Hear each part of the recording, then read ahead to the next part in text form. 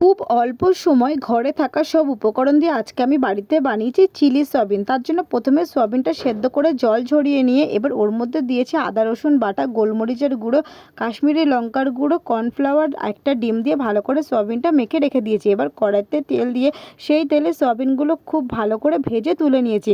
আগের থেকে ডুমো ডুমো করে কেটে রাখা পেঁয়াজ ক্যাপসিকামগুলো আমি কড়াইতে ভালো করে ভেজে নিয়েছি। এবার ওর মধ্যে দিয়েছি আদা রসুনের পেস্ট, অল্প পরিমাণে নুন আর চিনি দিয়ে ভালো করে নাড়াচাড়া করে নিয়েছি। এবার দেখো একটা গ্রেভি তৈরি করার জন্য আগের থেকে আমি একটা মিশ্রণ তৈরি করেছিলাম।